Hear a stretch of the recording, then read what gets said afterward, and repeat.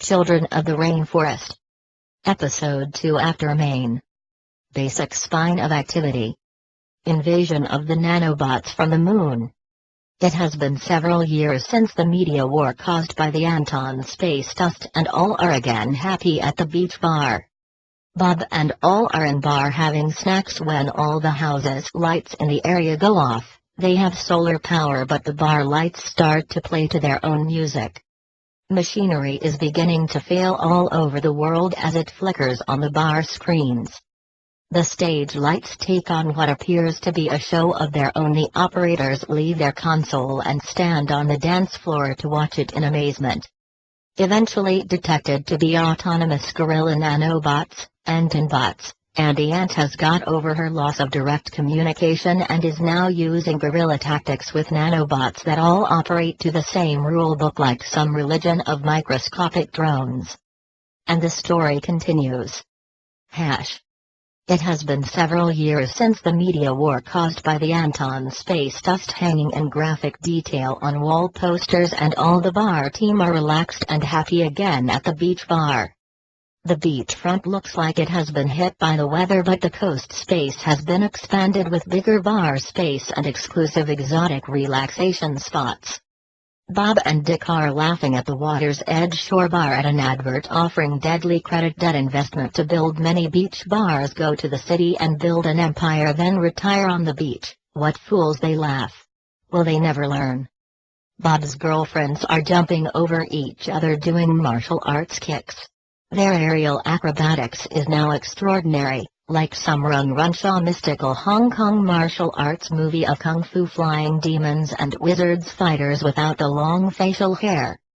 Dick says to Bob it's best to stay off the beach right now, and they both laugh.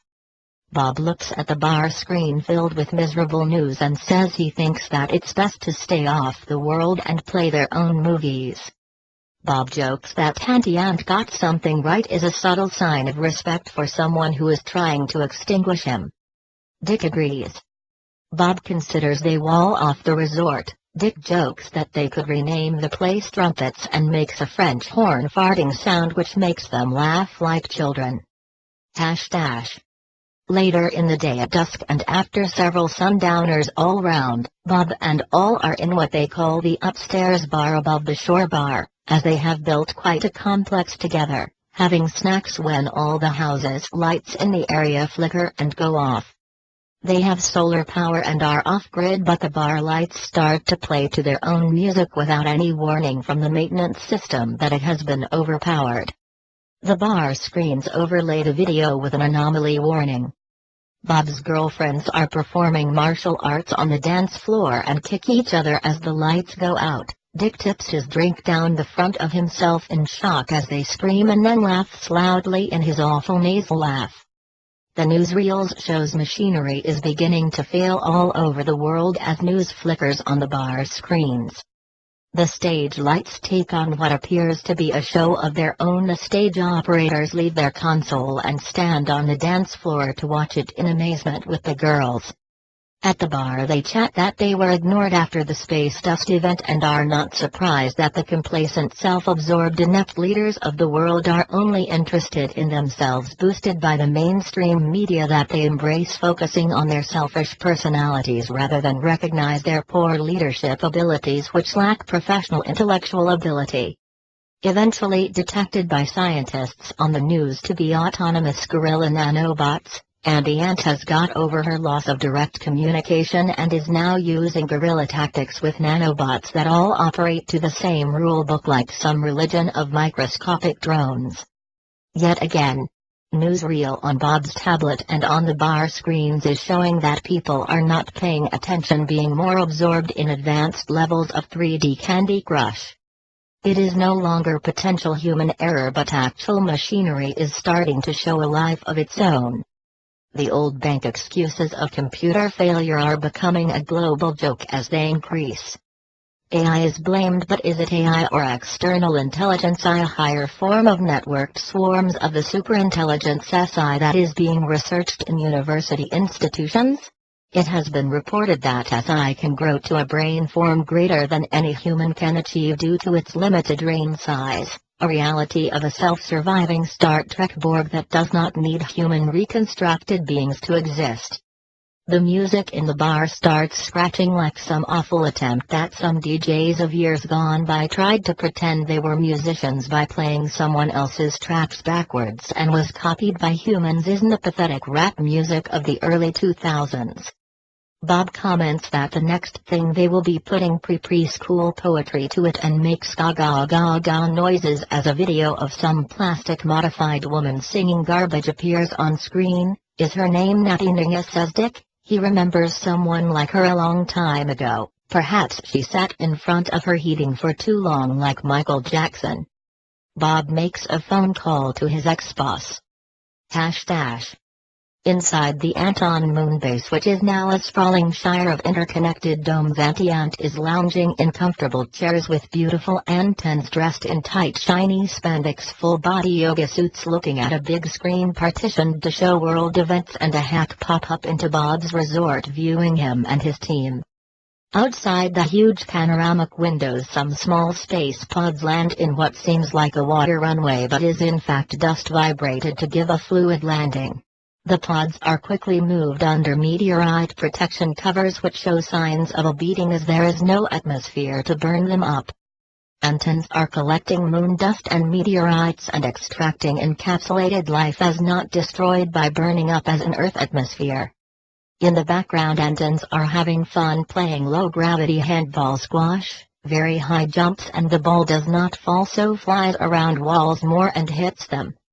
They say it's fun here, moon colony more attractive than Mars. There is a squish of feet as Velcro-type shoes are needed so they don't fly about unless they want to jump floors. On tables around them are what appear to be artistic kinematic nano-constructs which appear to be dancing like some animated plant called Groot in the Guardians of the Galaxy movies. The shapes rise and fall out of ponds of nanomaterial to peer around and fall back into their pond after looking around with large toothy demonic smiles like naughty Cheshire cats.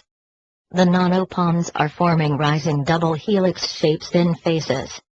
The Antons all cheer as newsreel pictures show an electrical generator shaking itself to pieces. People pouring out of city buildings as lifts stop and traffic lights jam the traffic in a disco display of flashing lights.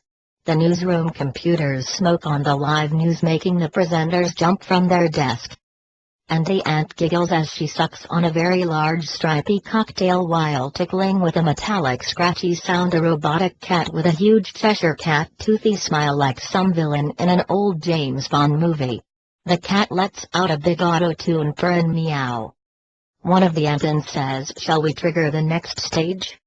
They all scream yes with delight and jump up and down, wriggling their hips in some manic dance. A big circular screen lights up and they all meditate upon it to transfer their energy to their bots on Earth. Outside in the beach bar, Bob chats to Dick that it seems like there is something coming from the moon again, and Dick says emotionally, as always, it seems they are being probed again, making a dirty gesture with his middle finger and laughing that it seems Aunti Ant has become active again and wiggles his hips. Dick's girlfriend is still unhinged from the past Anton attack on her. The effects of the last attack of the space dust that focused chi energy appeared to be a retribution on her leaving the Anton group. She is now seen wandering backwards and forwards as before in various states of dress and undress all over the place, muttering to herself. She often launches into what can only be called strange unprompted stand-up comedy in a form which can only be attributed to a genre associated with Andy Kaufman or the artist of Jim Carrey having no comedy associated with it, but her comments being expressed as if they were jokes, and heavily politically motivated in their content, jibbing at politics speak. She is being influenced by close contact with what is happening on the moon. Despite the communication with the space dust no longer being effective, the weaker signals are getting through to those who are susceptible, and, after all, Aunti Ant created her. By her behavior being more outrageous than usual, it shows something is on the boil from afar. More newsreel appears on the bar screens of complications in manufacturing production lines. Dick's girlfriend leads Bob's girlfriends with G-type mind talk to point out a layer of fungus that has covered the underside of the tables that feels like some kind of window sealant. They scrape it off and put it on a glass plate. When they touch their fingers on it, they look as if it has some energy, making them feel strange, very similar to the last nanodust attack but strangely different, as the effect is showing a new purpose. The fungus takes on strange glow as they concentrate their chi energy on it. Without surprise to the team, as they expect something from there, find some software failures on the DJ console cause it to make strange music edits between songs, making up some garbage story. Dick's girlfriend is waving her arms in some exotic dance over it and makes them realize that the moon vibe is at it again, or as it does not appear to be an autonomous bunch of events but is triggered by them. The events are certainly not spontaneous, as they appear coordinated in some way, so have a cause. Without much time from the auto DJ event, the stage takes on a life of its own. They all roll their eyes and say, "Here we go again." As the stage lights are high-tech LED coherent light mixed with laser light, light and projector modules, the beams converge and create what appear to be holograms of amoebic brain cell synapses. Bob asks if it's a new show program. They all look at him just as astonished by his statement as they are at the new effects. Dick laughs and says, "Well, at least they have left my girlfriend alone this time. She is in enough of a state. Now it's the stage's turn to be fucked up. I hope it recovers, because I am not going near it in case it eats me." They all tut at him. Then, in a new development, the kitchen staff run out of the kitchen splattered with food from the blenders and screaming as if the equipment is trying to cook them, as microwave and timers all play a ping song. Bob puts his head in his hands and says, "This is a chicken ping banquet. This is a heavier attack than the previous dust had." Bob sits alone outside looking dejected and flicks at his tablet and stares at the moon in a blue sky, realizing he has to find a purpose in all this. The activity now seems much bigger than his journalistic manipulation talents can handle, to bring the world to act together as it did previously with combating the Anton nanodust he managed twice before. He scans what he did to see if he can use any of the knowledge he gained from it. Now the attack is on the ground up front and personal, but his instinct is keen to sort it out. The bar screens behind him show the city world is still not a cohesive place and failing everywhere at the seams, but is still playing childish bully brinkmanship, corporate competition with corporate fascism, destroying the will of its employees, turning them into less able than their computer counterparts. Many companies are trying to capitalize on the various chaotic events in some vile opportunism. Business news is hungry to jump on what they are selling as a volatile moment for investment. What is in fact an insight into global destruction. Bob comments, "I wonder if they would be selling tickets on the next asteroid global mass extinction event." A picture of Snoopy on a surfboard saying "Change 8 billion, you just can't do it" appears in a pop-up. Bob nods and agrees at it. Bob looks at pictures of guerrillas and kamikaze attacks and knows that traditional stand-and-fight tactics don't win against them, and protection against individual attacks cannot be implemented, as any protective net can always broken. Pictures of Middle East suicide bombers make him say in disgust that the military still can't wipe out the bastards with their antique methods. Dick joins Bob and talks as Bob looks miserable, and Dick says they are looking at him to come up with a solution, as he seems to have a key attribute of an instinctive insight into Aunti Ant that they don't have. Bob agrees that he has some insights that have worked before, and his immediate reaction is he needs a software team of gurus to create an opposing guerrilla bot swarm to combat the Antonbots. They discuss this with Bob's old boss, who says his military contacts want to launch astronauts to combat the moon base.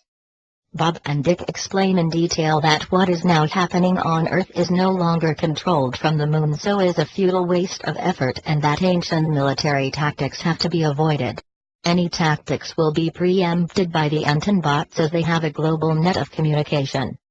They then sit at a big table with some beer mats and bar objects for icons and brainstorm ideas and joke as they do it. Dick jokes he was always useless at Monopoly, as he always got the boot. They realize they are being watched by the content of the pop-ups appearing on the screens that they have not initiated. But how much knowledge are the Antonbots retaining? A lot of their discussions. Bob sits with the monks and says we must talk. They sit in silence as chi energy flows between them.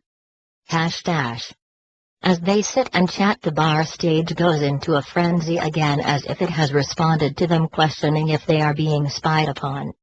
They stare at it with disdain. Dick laughs that he never thought he would be talking to an empty stage that responds, as it's usually the other way round. The stage is bleeping a sundowner challenge display, but it's lunchtime and they all say it's a bit ahead of its time, and the stage whirs in response. Bob's girlfriends are away from the table, speaking in their chi energy sign language, making frantic body language gestures like a mix of deaf and martial arts kata. They come and tell the table what is getting at them, but what it actually is and where it is coming from they don't know, other than it is local. Bob says let's get that microscope out again. Dick says since then he has got hold of a better one. Dick sets it up with some goose scrapings on a slide and put the pictures up on the big screen. What they see is very different from the microscopic strands of nanodust they previously experienced. The new goo has a defined larger macrostructure of parts. The nanobots are using chemical change and atomic-level electron cloud hydraulics in order to assemble various different forms, just like inside living cells. The team tries to distinguish and identify different parts. As they look at the goo, what appears to be a larger insect-type blob moves across the screen. Dick has to put the microscope scanning in auto to track it, as it seems it is trying to avoid detection. What appears to be similar to an insect shows it is made of nanoparts and is a type of hybrid life form. The insect device has movement but showing no real signs of known cellular biological structure, but a form of hybrid nanostructure using both plant and animal processes. It has a structure-like and advanced form of the fungus which replicates really quickly from who knows what. It appears to be using the dust's prehensile strands of plastic to warp and morph into larger structures. Both fungus and its advanced insect form appear to show to them they have a chi energy field connection when many are placed together. Clever, says Bob. Insects are really resilient and have mainly reactive responses to senses rather than think for themselves. The team all dig into their notebooks and start searching the huge database they have in their server room. While they do this, there are sporadic beeps from the stage showing it is upset it is being investigated. The intelligent pattern matching algorithms they have developed show that the goo has similar strands to the dust from before, but the scaling factor has increased manyfold. They also show signs of chi interactivity as Bob's girlfriends probe it. The Antonbots show a mix of storage in porphyrin ring structures as used in living creatures, but with a hybrid nanotransition metal type sender as used for energy transport in photosynthesis, with magnesium that is green, in hemoglobin blood with iron that is red, and hemocyanin in anthropods with copper that is blue. The Antonbot structure is similar to insects which have hexamerons with no metallic binding sites, making the Antonbots super versatile in all areas of life form. What shocks the group is appearance of silicon in these ring structures configured as a transition metal electron structure, a hexagonal mesh of silicon atoms in the same format as the versatile graphene but with extra properties that integrated circuits possess, as carbon has no band gap. Silicon giving the cells communication and memory ability, especially in a single-sided Mobius strip configuration with one active side that they see cycling in the goo. Now they have strong confirmation of a definite anomaly that is creeping around the planet. Bob's ex-boss makes a call and soon some boys from the high-tech electronics store arrive with a deep multi-scanner which they put on the bar and project the Antonbots in greater detail. They start to investigate the software programmabilities in the Antonbots. Bob is happy that he has raised awareness of what he expected and his ex-boss has responded. The senses of the whole team are now raised to investigate what they have found. The bar stage is not happy and Bob stares at it in dismay. Bob suggests to Dick they go and have a swim in the sea and play ball. Their chat covers what happened in the past and what is happening now. They become aware that the previous dust needed a controller, so focused chi energy from the moon could only focus on a few items at a time. As the new Antonbots, as they call them, are autonomous, they are aware of each other to form dispersed swarm groups and assemble themselves as required when in attack mode, and as far as targets are concerned have a prioritized profiling system to pinpoint critical targets and find weaknesses within those targets. As they chat to come to the agreement that this is the key to fool them and attract them into a hole, they can then take away a hidden virus to infect the rest. They realize that if they set up anti-ant nanobots as they are watching us, they will know what they are doing. It's gonna be difficult to shield ourselves from them seeing us now, as they are in everywhere. Dick says, perhaps if we set up something we don't know what we are doing? As they walk up the beach, Dick says we ought to have some more of his meds and go talk about it out in the surf again, away from everyone. They decide to get the teams developing something in the open and then reprogram just before they go out with a cloaked pixie rootkit virus within them that will take out the moonbots, just like sending in special forces that only know what to do when they are out in the field by decoding some hidden message on an inconspicuous global news weather report. Dick has a magic moment and says his girlfriend can be a courier for transferring the killer bots as the Antonbots won't expect her. They slap high fives on that idea. Back at the table, Bob lets the team realize they are best suited to tackle the threat on the planet, even if the population don't appear to give a damn unless someone steals their sweeties. As they look out to sea, they see several sharks swimming in formation where they were. Dick says it looks like swimming is out for the moment, but our purpose is now well defined. #. The team breaks into several groups to investigate the Antonbots. Bob instructs them to investigate all properties in depth so later them can then correlate the commonality between their research. Some investigate the physical structure of the various individual items and group structures, some investigate the software abilities and their programming. Bob's girls start using chi energy to see if they can make the Antonbots make a response under the microscope. As they do this with their screens showing various shots of the Antonbot structure and self-modifying software modules, Bob walks impatiently back and forth.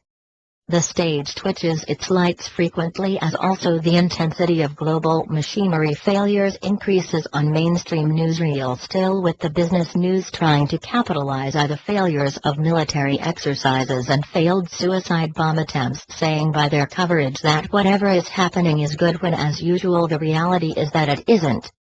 Eventually they get their analysis together and sit round the tables and take it in turns to present their findings. The physical analysis shows the Antonbots are self-replicating and although simple in structure are very resilient and targeted in specific areas of activity. The displays of interacting porphyrin rings, the keys to life as energy transport mechanisms, are stunning to all of them as they have never seen molecules animated in this way. And the integration of graphene buckyballs and silicon charged balls show up as really advanced biotechnology never seen before and only imagine that can be achieved in a near weightless environment. The software analysis show the molecular components of the Antonbots to hold a rudimentary program of autonomous but adaptive rules on which they follow to be SWAM focused with simple instructions to disrupt rather than destroy, leaving the disruption to instigate destruction. And simple guerrilla unbalancing activity as was used by the rural French resistance, the Maquis, during World War II. The individuals have no real operating system until they become a larger object like the pseudo-micro-insect. The team wishes to grow the insect but need to work out how. Bob whispers to Dick that the interesting software component is how they attract each other and is a potential blind spot that can be used against them to implant in larger objects.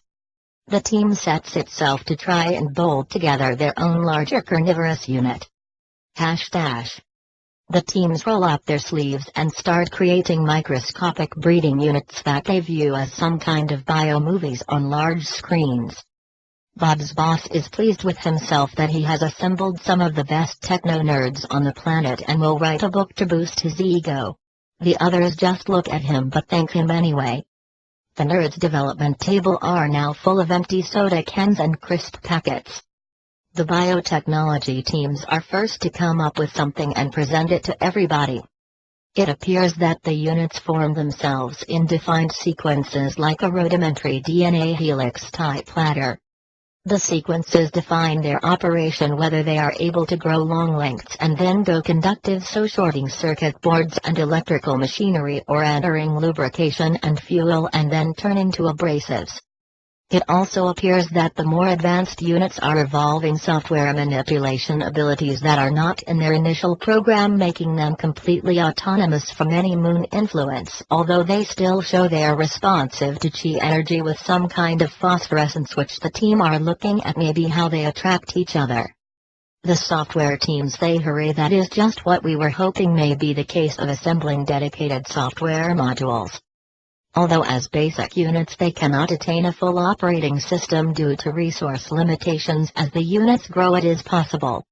What they have seen so far is an appearance in the long strings, the kind of RTOS or real-time operating system used in microcontrollers. This is comparable to the kind of software analog that DNA strings have that become progressively active and inactive as their host organism ages, changing hair color and growth and disease resistance, etc. They all agree that this is Aunti Ant taking her amazing technology skills to a peak that they have not yet reached on Earth. They discuss the taking of terrorist members and reprogramming them using Chinese techniques and putting them back like moles that can be triggered to destroy terrorist cells. Dick says, how on earth do we stop this then? And the stage burst into a sideshow of apparent mockery. The teams relax as their development kits run millions of simulations to find a selection of vulnerabilities. It seems like the biotech teams have identified the parts, but the combinations can produce a myriad of software alternative, like millions of logic gates create advanced LSI large-scale integration. The statistical analysis of the combinations shows there are trends in the assembly protocols of the units that they investigate further. The teams sit back and have a few cocktails there in action, and letting their machinery work is a strategy to see if any Antonbots realize they are being investigated and show up some more of their abilities. The stage is putting on a show. They just join in, ignoring the results piling up on the investigation screens. Eventually the teams go and look and see some significance and create their own bots, which seem to disrupt the Antonbots. Unfortunately, these new bots are destroyed by what appear to be soldier Antonbots similar to white cell natural killer NK lymphocytes. The teams have found a way in, but now they need to bypass the protection. They decide to modify Antonbots in a modified procedure to kill infection so that the soldier Antonbots will accept them. The teams create similar soldier Antonbots in a similar method to antigen-modified syngeneic cells to form disguised synthetic T-cell antigens that the Antonbots will accept until the team's bots, they now call bots or vendetta bots, wipe them out when their numbers have grown to a sufficient level without the other Antonbots detecting their discreet and cloaked extermination activity. They then take action to send out the new bots that eventually assemble as nanospiders to eat the Antonbots as well as report their completion. This activity opens up a strategic opening move similar to exposing the F7 chess square, making it look as if they are vulnerable, opening up a trapdoor that the Antonbots will enter and mingle with the modified bots who will destroy them before they can do any more damage. The most vulnerable square on a chessboard is the black F7 square. Dick makes his awful laugh and asks F how many. In fact, the F zones on the bishop pawns square close to the king is vulnerable on both sides, so an ideal ploy is attract not so intelligent or knowledgeable actors and players to the weak spot without knowing they are being drawn into a killer gambit. The teams realize the programming in the Antonbots is not that knowledgeable, like some recruit used as a suicide bomber.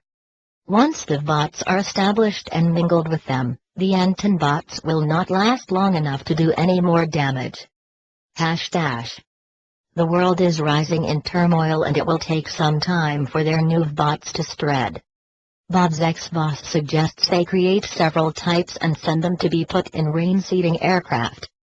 How to do this without the existing Antonbots discovering their action. They decide to use Monsanto tactics to spread their bot seeds. They say that their product must not be reproduced by licensees, knowing full well that it will. They use their microbrewery to put bots into their yeast they export to special clients who have the most popular following of their beer. This means that the bots will spread easily in public places and be distributed by the public. Dick announces that is one way to piss on them anyway. We will use the popular vote. Bob asks Dick to go for a swim. Dick asks if he means with the sharks. Bob says let's go to the water's edge and see. At the water's edge they discuss how to fool any disruption to their distribution plans. Dick says it's probably best to play the dummy card. We pretend to be hiding something when we are not, and any viewing by Antonbots, as we know, is not clever enough to double-think us. They decide to record some packing and replay it through the security system, even though it's exactly the same as what they are doing anyway. As the bots expand around the planet, the reaction of the Antonbots is more violent and visible than they imagined. The reaction is very visible, not unlike the ponds in Aunti Ant's moon base garden, but more violent, ending in the rising pseudo-beings coming out of equipment and then exploding into splattered patches. Interesting interactions occur where it appears that bots have joined with Antonbots and become more threatening, and then the whole structure crumbles as if bots pull them apart. The team cheer as they watch this happen. Everything is happening as expected. The bar stage goes into an unhappy frenzy. They all look at it making bizarre behavior. They all sing, "Oh dear, what can the matter be? The life and soul has gone down the lavatory." The nerds raise their empty cans and rattle their crisp packets. Aunti Ant gets angry on the moon base and makes direct contact with Bob on the bar screen. She is livid with him. She is literally hopping mad on the screen, nearly frothing at the mouth. She says she is trying to save world from war by destroying weapons. Bob says she is destroying good machinery. She says it's collateral damage and opens the eyes of the public. Bob says she has shown what she can do, the governments have been warned, and so has he shown what he can do. Even though he is not as clever as she is, she must stop. She says don't try and flatter her. Bob asks her what her backstory is. Does she need resources from planet Earth? She says no, all she has is on the moon and what they can get from passing space debris that created life on Earth in the first place. The undersurface moon resources are huge, including carbon, but admits she has scooped some carbon from Earth's atmosphere, but her moon recycling is to efficiency with low gravity abilities. Anyway, Earth should be pleased it is losing its pollution to her. Bob says creationists would disagree, and they both laugh that those people behave like frightened, insecure children and need to grow up. This breaks the ice between them. Dick's girlfriend comes out of her trance and slaps Dick. Dick laughs and smiles happily that she is back to normal. The next episode 3, Bob is presented with a dilemma to go to the moon in episode 4. Don't trust the Earthlings. Do you want mainstream lies or those from a happy colony on the moon? Aunti Ant has controlled those who are sending people into space and the advertising to sell moon vacations. Aunti Ant is running a utopian society of community standards. This is required in a hostile external environment. They get moon news popping up in the screen which shocks them. The moon is looking like a happy colony. Bob and Dick wonder if it is really like that or more lies, until Aunti Ant appears and says they are monitoring Earth closely and see many lies and a potential social disaster about to happen. Bob says he feels he is being tempted to go to the moon. Tune in for the next episode to save the world, again.